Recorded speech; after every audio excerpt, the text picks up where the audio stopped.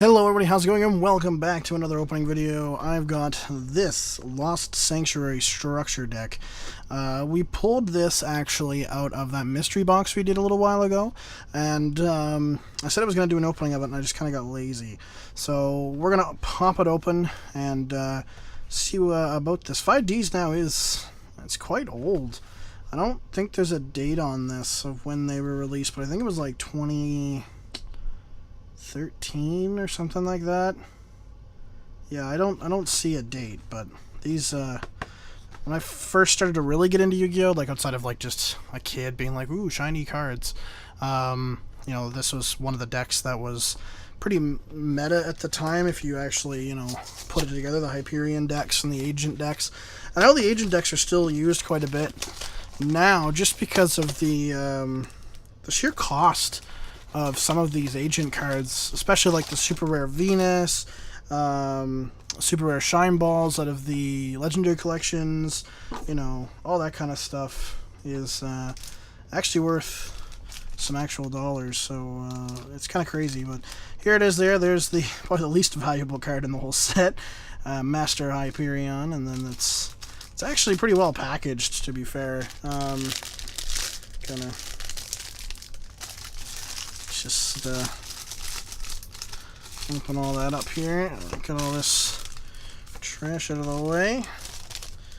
So you get, of course, your deck, which is sealed. It's pretty nice. You can see the foil cards, like in older packs and stuff like that. It's really easy if you ever say like a flea market and the guy just happens to have older packs. Excuse me. At this point, I'd say anything older than 5Ds, so anything GX, anything original series, even some of the earlier 5D stuff, like, you know, Hyperion stuff, and you know, earlier stuff like that. The warping of a lot of the foil cards is easy to tell, and you can actually feel the packs and kind of know, or at least have a more educated guess on whether there's a foil in there or not, just by feeling, especially those GX packs, the ones that are only like, what, 5 cards, because they're a lot thinner, so the warping gets a little bit more noticed. You can kind of see the pack bulge a little bit if it's more tightly packed, but there's a little trick for you if you ever run into those packs loose. You can't obviously do that to like Walmart packs and stuff, but if you ever run into those loose, you'll know. So apparently I won a free event that expired. Does it expire? Oh, okay, so we know how old this is now, at least kinda. Card expires on July 1st, 2012, and these are usually redeemable when they were first released and stuff for roughly a year to 2 years. So these are probably like 2010. That's crazy. So it gives us a deck list here. Actually how to play the deck and stuff, like how to get out Master Hyperion, how to use cards from the sky, how to use, you know, all your hoo-ha. What's the other one that's really Valhalla. Valhalla is really Sanctuary in the Sky as well. Very needed cards for this deck. And we got a 5D's official rulebook.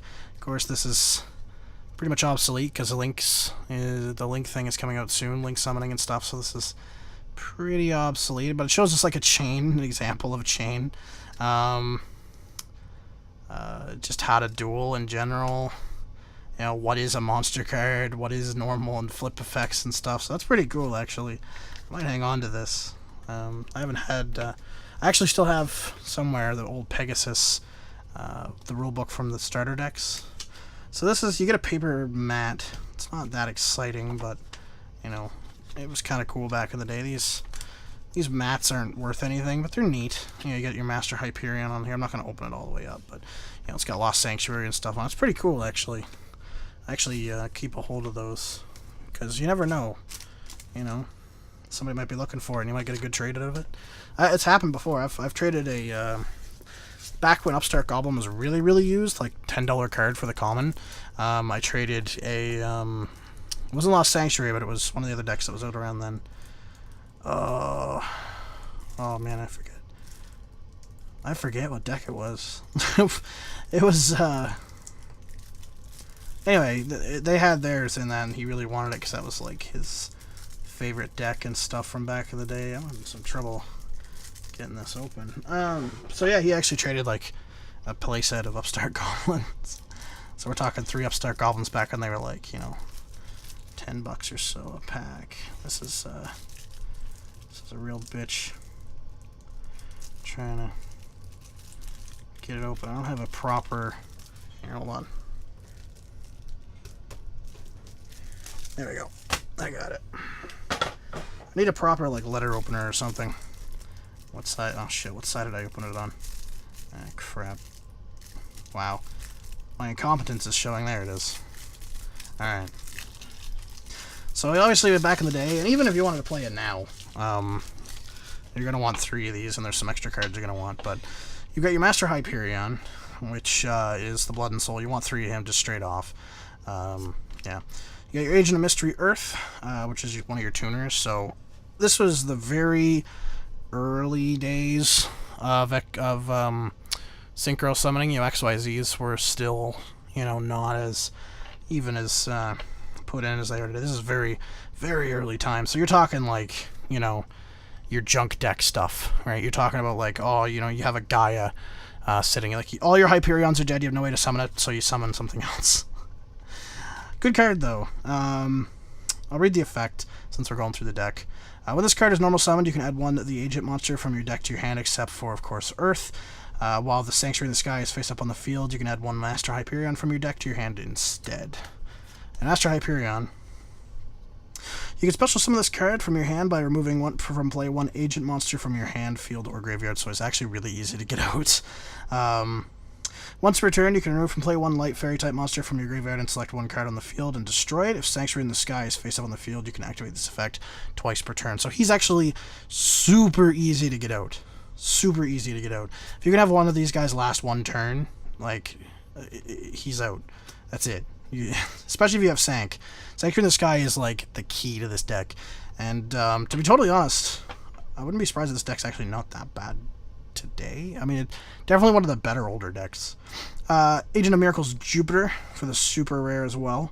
Once per turn, you can remove from play 1 the agent monster in your graveyard. 2, select 1 face-up light fairy-type monster you control. The selected monster gains 800 attack until the end phase. While Sanctuary in the Sky is face-up on the field, once per turn, you can discard 1 fairy-type monster. 2, select 1 of your remove from play the fairy-type monster and special summon it. So, kind of a good card, because you can banish with the effect. You can discard a card that can probably get banished again, and then summon the other card. So you can basically, like, remove from play, like, Earth or something like that, bring it back, and then, I don't know. There were some wacky combos you could do. Agent of Judgment Saturn. When your life points are higher than your opponent's, you can tribute this card to inflict damage to your opponent equal to the difference. If you do not control a face-up Sanctuary in the Sky, the effect is not applied. You also don't conduct your battle phase. So, it's okay. If you want to, you know, if you're both low and you want to end it, then it's not bad. But Mercury. So, if you control this face-up card and have no cards in your hand at the end of your opponent's end phase, draw 1 card from your deck. During your next standby, draws you the extra card. Venus is the card that's still used. I think the common is even still worth a couple of dollars from this. This is a really, really crucial card for this deck, especially with all the discarding and stuff that you've been hearing, or the banishing. And the reason it's its effect: pay 500 life points, special summon 1 Mystic Shine Ball from your hand or deck. So you run with 3 Mystic Shine Balls and just spam the crap out of them and get them killed, or use them for tribute summoning or whatever. XYZ summoning, because they're 2 stars. Yeah, 2 stars. So they're good cards. Agent of Force Mars. This card is unaffected by any spell cards while you control a face-up Sanctuary in the Sky, and your life points are higher than your opponent's. This card gains attack and defense by the difference you and your opponent's life points, so that's pretty good. There's your Mystic Shine Ball. Again, this is why you need to buy 3 of these, or buy 2 extra Mystical Shine Balls, because it only comes with 1. But crucial card for this deck back then. Crucial card. Splendid Venus. All non-fairy type monsters lose 500 attack and defense. The activation and effects of your spell and trap cards cannot be negated. So it's a pretty good card to have out. So there's Nephthys and there's Thys, Goddess of Light. When this card is face up on the field, when you draw a fairy type monster, you can reveal one of those monsters to draw another card. Victoria, kind of a dragon more so than a fairy, but still a good card. Once per turn, you can select one Dragon-type monster in your opponent's graveyard, special summon it to your side of the field. This card wasn't really used that much in the deck. It was a good kind of 1800 beater, but it wasn't really super useful to the deck necessarily, unless you were battling like it was definitely side decked, because back then there was some dragon decks that were like meta, so I mean it's a good card to have side deck. So if you were going against a dragon, you'd obviously bring it out and get control of one of them, you know, they got a blue eyes or some shit. Athena, also pretty powerful card as well. Not as important as Master Hyperion, but still very important to have. Yeah, it's pretty good. Marshmallow, of course, everybody knows what the hell Marshmallow does. Hecatrice, still around a little bit, but not used. You can discard this card to the graveyard and add one Valhalla, the Hall of the Fallen, from your deck to your hand, so it's pretty good that way. Shining Angel, when I did the Yugi's world opening, when I said it would probably have been more useful to draw this card way back in the day and would have been more valuable, this is why you would run, I think it was 3 of these guys in the deck. When this card is destroyed by battle and sent to the graveyard, you can special summon one land monster with 1500 or less attack from your deck in face-up attack position. So you could bring out Earth and do a Synchro. You could bring out, who else here? Oh, you could bring out Mars if you've got that option. Of course, you can bring out Mystical Shine Ball. You know, you have a lot of options here. Mercury. You know, you have a lot of options there to bring out cards that can start some of those crazy combos. Mostly it's just to draw an agent card so you can get into Hyperion. It's basically what the idea is. Soul Purity and Light, very old card. One of the first reprintings, I think, of it too. This card cannot be special summon or set. It can only be special summon, remove and play 2 light monsters. So more of a desperation card, I think. I would never play with it. I had this deck. I used this deck a little bit. I had a Blackwing deck at this time too that I used more so, but I used this deck as well, and I don't think I ran with Soul. Air Knight Parsath, decent card. Don't think I ever ran with it. Nova Summoner, also a good card. Zeradias was a really good card for this deck. You can discard this card to the graveyard and add one the Sanctuary in the Sky from your deck to your hand. If the Sanctuary in the Sky is not face up on the field, destroy this card. Really good card to have. Honest. Hainwada. I never really ran with this card either. Some damage there. I never really ran with this card either, but you know, it was kind of like a almost like a Effect Veiler, I guess, but like a light card. Consecrated Light, again, good side deck card. If you're battling somebody that has a dark deck. Dark Worlds back then were huge. I used this to piss off my friend. There's Cards from the Sky. Really good card. You ran with 3 of those. Valhalla, same. You ran with, I think, 2 of those, because I think they were limited. Once per turn you control the monsters, you can special summon a fairy-type monster from your hand. Sorry, Cards from the Sky. Remove and play a light fairy-type monster in your hand and draw 2 cards. You cannot special summon or do battle phase this turn, but if you had a shit hand, you could, you know, you could do that card and it's good. Terraforming, get a field spell card. Smashing Grounds, decent as well. I think I actually need a Terraforming for my Ancient Gear deck. I'll check that.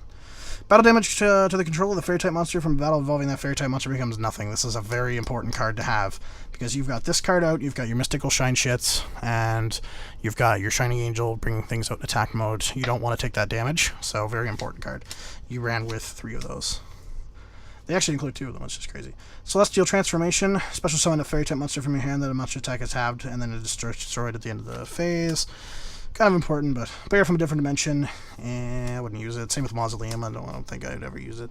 Solidarity, decent card, but Fountain in the Sky. When a light monster is destroyed by battle and sent to your graveyard, you can remove that monster from playing game life points equal to its attack. So, decent card if you're about to like die, but you have like, if you have like a good plan brewing and you're like, I can get Hyperion out next turn, but only if I survive. There you go. That card will save you. So, and it's a continuous card too. So, it's a good card. You get Divine Punishment. Activate only if Sanctuary in the Sky is face up in the field. I get the activation of a spell card, trap card, and effect monster's effect and destroy the card. You basically you would replace that with like Galaxy Cyclone, I guess now. It's kind of useless. Return from a different dimension, actually good card. Pay half of your life points, special summon as many remove from play monsters as possible. So I got all those removed from play monsters out of your thing. TT, of course. Damn good card. Beckoning Light. Discard all the cards in your hand in your graveyard, then add the same number of light monsters from your graveyard to your hand. Good card too to get stuff out of your grave, if Master Hyperion is dead, for example. Miraculous Descent. Select one of your fairy-type monsters that is removed from play and special summon it. When this card is removed from the field, destroy it. When the monster is destroyed, destroy this card. Get 2 of those. And, of course, Solemn Judgment. So, yeah, that's the deck. It was really good back in the day. You really need, you know, probably 2 of her. You need 3 Hyperions. I would run with 2 Mercuries, 2 Earths. What's the other one? 3 balls, of course. I'd run with probably 1 Saturn. I don't even know. I'd have to look up. I still have the deck build somewhere. I would run with definitely 2 to 3 Jupiters and at least 2 Marses. I'd probably run with 3 Shining Angels, but I don't know. Maybe only 2. But yeah. Great deck. Great deck. Awesome deck. Really nostalgic to open this back up again. Probably the only good thing that came out of that, you know, that friggin' mystery box bullshit. I might buy another one of those, maybe, just to see if we can get anything interesting. More interested in the decks. What you get out of those decks, the starter decks and stuff. Because this was actually quite old. I was actually quite impressed. But I see a lot of people getting those, like, the newer starter decks and structure decks and stuff, and I don't know, unless it's like machines for a couple of my gear cards or something, I'm not really interested. Or like the YuGiOh or Kaiba new decks, that's fine too, but yeah. Anyway, thank you very much for watching, guys, and I'll see you all next time. Peace.